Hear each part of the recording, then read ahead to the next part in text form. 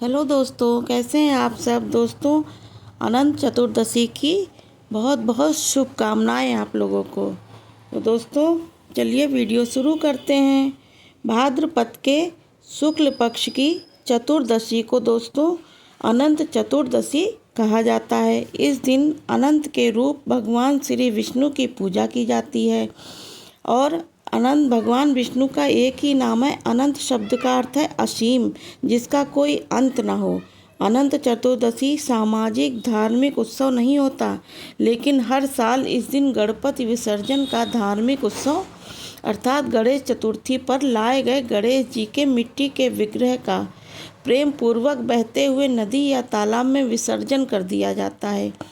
अनंत चतुर्दशी को भगवान विष्णु का दिन माना जाता है। इस दिन भगवान विष्णु को प्रसन्न करने के लिए व्रत किए जाते हैं।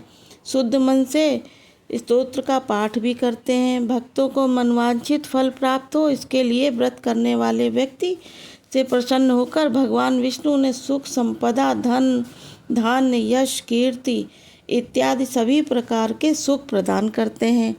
अनंत चतुर्दशी का उल्लेख महाभारत जैसे पवित्र ग्रंथ में भी किया जा चुका है।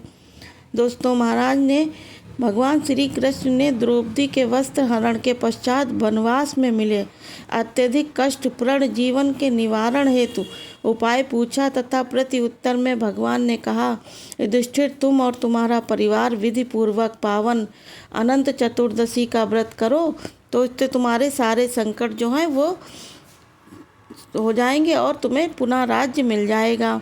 अनंत चतुर्दशी का महत्व पूछा तो उन्होंने उत्तर में भगवान श्री कृष्ण ने युधिष्ठिर को एक कथा सुनाई कि प्राचीन काल में सुमंत नाम का एक नेक तपस्वी ब्राह्मण था।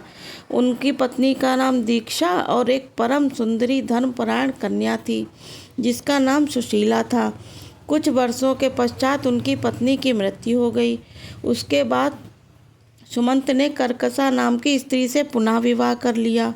सौतेली माता को सुमंत की पुत्री सुशीला बिल्कुल पसंद नहीं करती थी, इसलिए सुशीला को अत्यंत कष्ट दिया करती थी और कुछ वर्षों के पश्चात सुमंत ने अपनी पुत्री का विवाह ऋषि कड़क ऋषि से कर दिया और धनी और भौतिक शुभ सुविधाओं से परिपूर्ण था। विवाह के पश्चात पुत्री की विदाई के समय दहेज प्रथा के अनुसार माता पिता स्वयं की इच्छा से दामाद को कुछ भेंट स्वरूप देते हैं, जिससे सुशीला ने सौतेली माँ को दामाद में पत्थर के टुकड़े कपड़े में बांध कर दे दिए और उनके व्यवहार से जो ऋषि थे वो बहुत दुखी थे। अपनी पत्नी सुशीला को लेकर आश्रम की ओर चल दिए, परंतु रास्ते में न दिन ढल गया और अंधेरा हो गया। ऋषि वहीं एक नदी के किनारे तट पर बैठ गए और संध्या पाठ करने लगे। ठीक उसी समय दूसरी स्त्रियां सज धज कर पूजा करने में लगी हुई थी। देखकर सुशीला के पूछे जाने पर स्त्रियों ने विधिपूर्वक अनंत चतुर्दशी की महिमा का महत्व सुनाया और इस व्रत का अनुष्ठान किया तथा व्रत विधि के अनुसार 14 गांठ वाले डोर हाथ में बांधकर वह ऋषि कड़क के पास गई और कहने लगी। विषय में पूछा कि सुशीला ने सारी बात बता दी, लेकिन ऋषि को लगा ऋषि को कि डोर बांधकर उसे वश में करना चाहती है, इसलिए उसने उस अनंत डोर को तोड़कर अग्नि में जला दिया।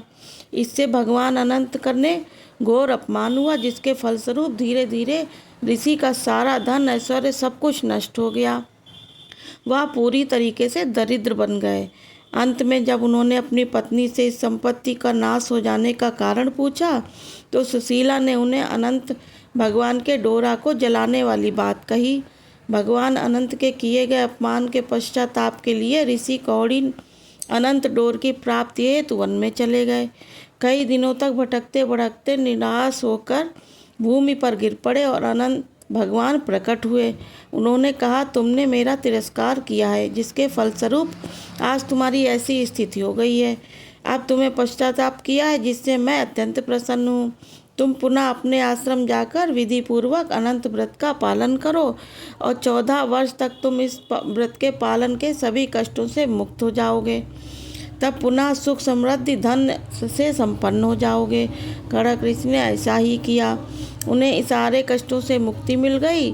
श्री कृष्ण की आज्ञा से महाराज युधिष्ठिर ने भी 14 वर्षों तक अनंत भगवान का विधि पूर्वक व्रत किया, जिसके फलस्वरूप पांडवों को महाभारत युद्ध में विजय प्राप्त हुई तथा वह चिरकाल तक सुखपूर्वक राज करते रहे। और इस प्रकार व्रत प्रचलन आया और सभी इस व्रत की महिमा और महत्व ज्ञात हुआ। इस प्रकार ये कथा पूर्ण होती है दोस्तों। अनंत चतुर्दशी के दिन प्रातःकाल मुहूर्त में उठकर भगवान की मंगल आरती करनी चाहिए। इसके पश्चात सुंदर भोग बनाकर अर्पण करना चाहिए।